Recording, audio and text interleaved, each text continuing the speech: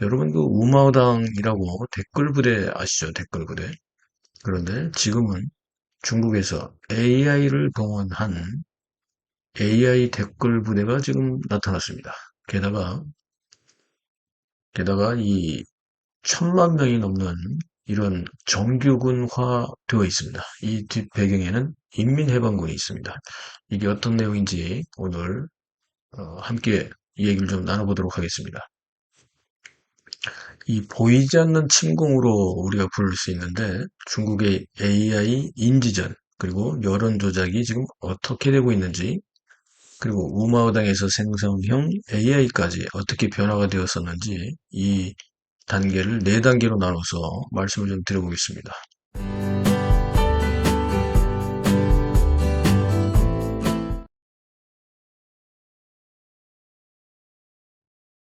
안녕하세요. 네, 김상순입니다.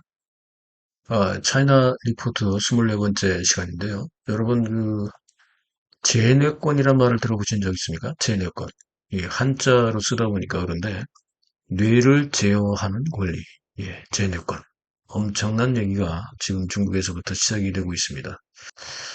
이미 이제는 그 댓글 부대가 활동하는 것이 AI로 넘어오다 보니까 이미 이건 총성 없는 전쟁이 되어버렸습니다.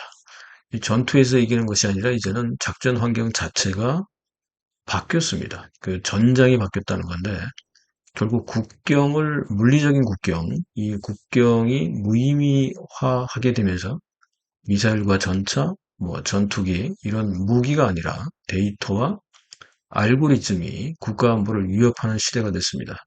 이 중국 공산당이 추진하고 있는 이 침공의 목표 자체는 다른 나라의 군사력이 아닌 이 해당 국가의 국민들에 대한 인지와 여론 형성 과정 그 자체입니다. 즉 인지전을 통해서 여론전을 벌이고 심리전을 통해서 그 타국의 국민들의 생각을 제어하는 겁니다. 제뇌권. 예. 이 패권, 뭐 해양 혹은 공중 이 장악 뭐 이런 권리가 아니라 다른 나라의 국민들의 뇌를 제어하는 제뇌권이라는 말이 새로 생기고 말았습니다. 그러다 보니까 실제로 이 효과는 어떤 식으로 나타나냐면 이것이 중국 공산당의 그런 침투인지도 모르고 국민들 내부에 그 자중질환이 일어나게 되는 그리고 그런 것들로 인해서 서서히 가스라이팅화되는 그런 상황들이 나타나고 있습니다. 이 화면에서 보시는 것처럼 중국인민해방군이 이걸 직접 지휘를 하고 있는데요. 이를테면 동네라고 우리가 볼 수 있는데 다른 나라 국민들이 어떻게 생각하고 있는지 그 뇌를 아예 AI를 통해서 분석하는 겁니다. 그리고 그것을 모방하는 윤회라고도 할 수 있는데 모방하는 그런 알고리즘을 만들고 그리고 나서 저게 그 국가의 국민들을 컨트롤할 수 있는 즉 제뇌할 수 있는 이런 국민들의 사고방식과 행동을 통제하는 또 혼란을 야기할 수 있는 이런 방식들을 AI가 학습을 통해서 만들어낸다는 겁니다. 그리고 그걸 통해서 중국 공산당의 인지적 우위와 선전 능력을 강화시켜서 예전에는 이것이 이제 3전이라고 했었는데요. 초한전의 3전, 대표적인 것이 여론전, 심리전, 법률전 이렇게 전개를 했었는데 여기에 AI까지 결합한 AI전이 있습니다. 이렇게 되니까 이제는 이제 4전이 됐는데 이 댓글 부대도 이미 지능화 시대로 넘어갔다 이렇게 볼 수가 있습니다. 이 자료만 봐도 엄청나게 좀 정말 그 끔찍한데요. 연간 4억 4,800만 개 정도의 중국 정부가 뒤에서 공산당이 뒤에서 지시해서 댓글들이 해외에서 조작이 되는 그런 것들이 나타나고 있습니다. 이건 하버드 대학에서 연구한 건데요.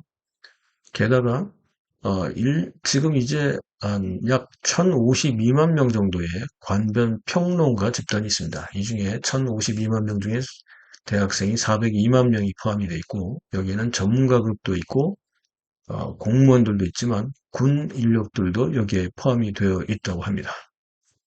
그렇다 보니 예전에 우마오당이라고 중국 돈으로 지금 현재 약 우리 돈으로 90원 정도 받던 단순한 인터넷 아르바이트생 군단이 이제는 국가의 지휘 아래서 거대한 사이버 정규군으로 진화된 것입니다. 예전에는 여기에 소속되어 있는 사람들이 어, 그 범죄자들, 수용소에 갇혀 있는 범죄자들, 그리고 위구르족이나 티베트 쪽에 그 독립운동을 하다가 갇혀있는 직업훈련소라고 하지만 실제로는 갇혀있는 그 사람들에게 예, 이, 이 댓글 일을 시켰었고, 그리고 일반인들에게는 우마오, 즉 90원 정도를 주면서 이 일을 시켰던 것이 이전의 그 댓글 부대의 형태였었죠. 그런데 이게 지금 바뀌고 있는 겁니다. 그리고 두 번째 바뀐 건 뭐냐면 전략적 목표가 논쟁이 아니라 주의를 분산시키는 이런 형태가 되고 있습니다. 이전에는 논리적인 반박이나 정책을 비판해가지고 서로 이것이 이제 댓글 부대가 그 나라에 침투한 나라의 국민들과 이 말싸움을 벌이는 이걸 했었는데 이게 비효율적이라는 게 나타났었죠.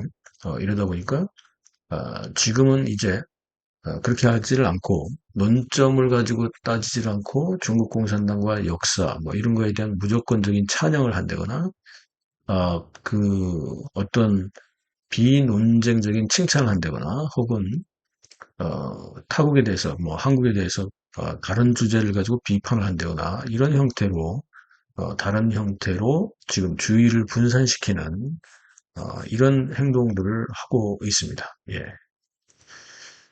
패러다임 자체도 지금 전환이 되어 있는데 예전에는 댓글 부대들이 그냥 복사해서 붙여넣기 그래서 이렇게 얘기하잖아요. 복사해서 붙여넣기로 했는데 그러다 보니까 위구르족이나 티베트 쪽, 뭐 중국의 그 수감자들이 또 일반인들이 댓글 부대에서 활동을 하더라도 이게 엉터리 한글 번역 혹은 어색한 번역 투의 텍스트가 등장을 해서 우리가 바로 알아볼 수가 있죠. 그죠?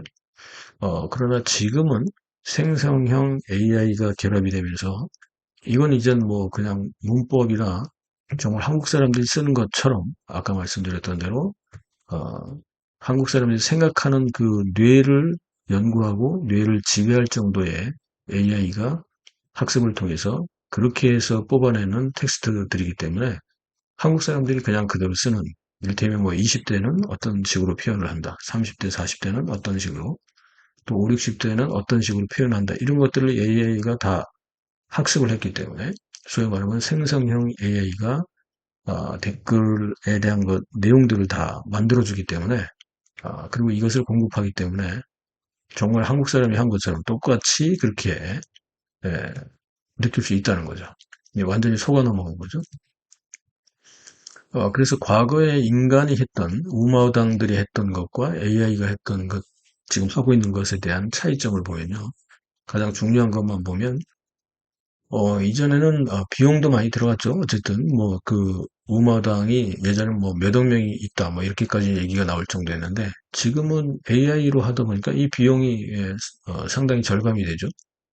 그리고 예전에는 단순하게 그냥 댓글 폭탄으로 불릴 정도로 그냥 복사해서 붙여넣기 이 정도밖에 안 됐는데 지금은 딥페이크로 이미지까지 만들어내거나 타겟팅으로 만들어서 이것이 점점 더 고품질화 시키고 있습니다. 그러다 보니까 실제 인간의 대화 패턴과 한국 사람들의 패턴과 완벽히 똑같은 탐지가 어려운 그냥 그 댓글 내용만 봐서는 탐지가 어려운 이런 정도로 AI가 만들어내고 있습니다. 이건 뭐 이젠 구분하기가 어렵다는 거죠.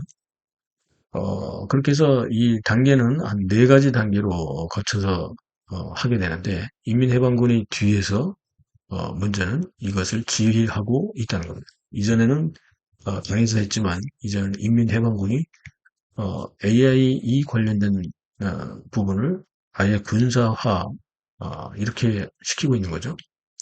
첫 번째 단계는 여론을 수집을 합니다.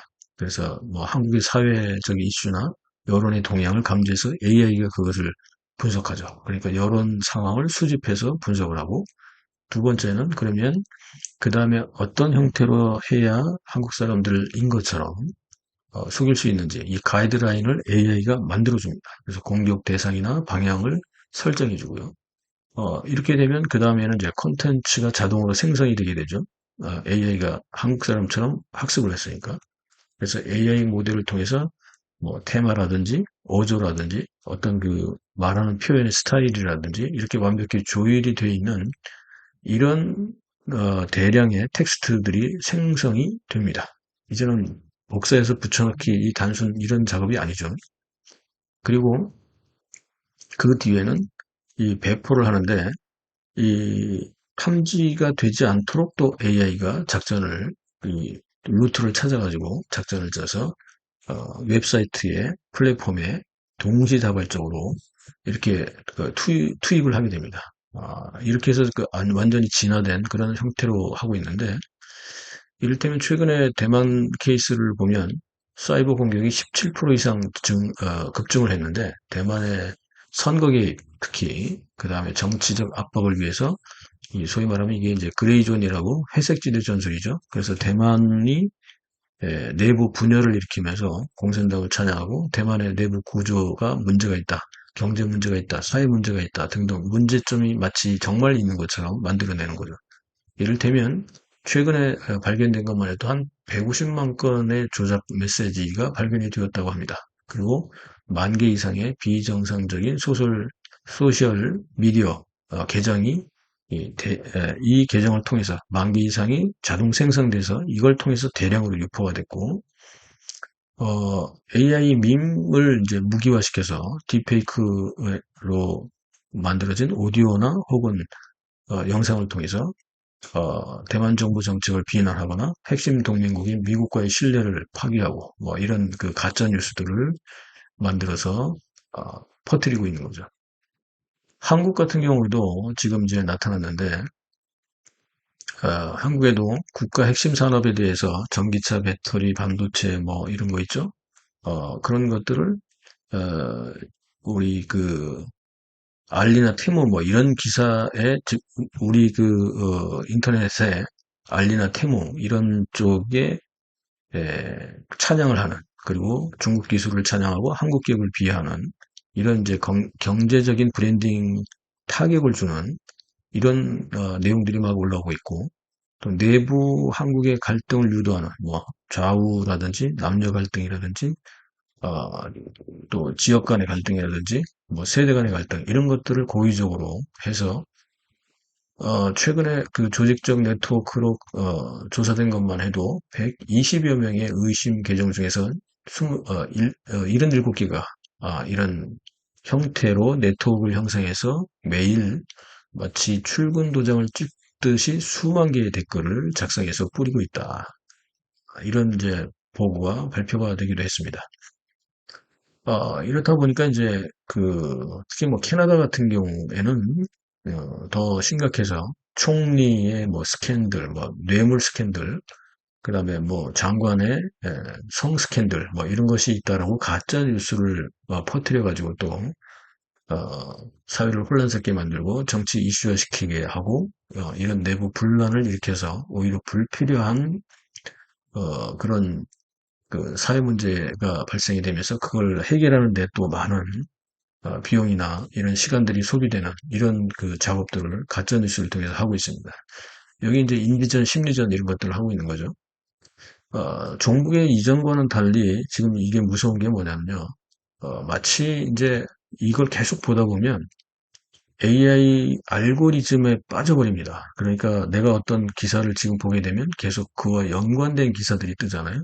뭐 유튜브든지 뭐 뭘 보더라도 그와 마찬가지로 지금 이게 여기에 한번 중국 공산당이 만들어진 AI가 주도하는 이 가짜 뉴스나 이런 기사 내용을 보게 되면 내 핸드폰이나 내 컴퓨터가 그 알고리즘에 중국 공산당이 만들어지는 그 알고리즘에 소위 말하면 먹혀버려서 내가 다른 걸 볼 수가 없는 거죠. 이것만 보게 되는 겁니다. 이런 현상까지. 그래서 이제 이거를 어떻게 보면 이제 정보에 갇혀버리는, 정보 감옥에 갇혀버리는 그런 결과가 되는데, 그러다 보면 계속 가스라이팅이 될 수밖에 없는 거죠. 이해되시죠? 자, 이제 국경이 무너졌습니다. 만리방어의 벽을 가지고 자기네 중국 사회를 막아내던 1단계에서 우마오당을 통해서 전 세계를 공격하던 2단계, 그리고 이제는 3단계로 AI를 동원해서 이제는 전 세계를 공격을 하기 시작을 했습니다. 자, 이렇게 되다 보니까 이제 그 전 세계에 지금 이제 그 AI 전쟁이 벌어졌다. 예, 뭐 이렇게까지 볼 수 있을 정도가 됐는데 이 세뇌 수준을 넘어서 아예 뇌를 어, 이 제압해버리는 제뇌권이라고 하는 용어가 새로 생길 정도로, 그리고 마지막 단계는 AI를 통해서 글로벌 전체를 통제하려고 하는 이 4단계 공작까지 지금 중국 공산당이 벌이고 있는 겁니다. 예, 아까 말씀드렸던 대만이나 한국, 뭐 캐나다뿐만 아니고 미국 같은 경우도 마찬가지로 지금 그렇게 당하고 있습니다.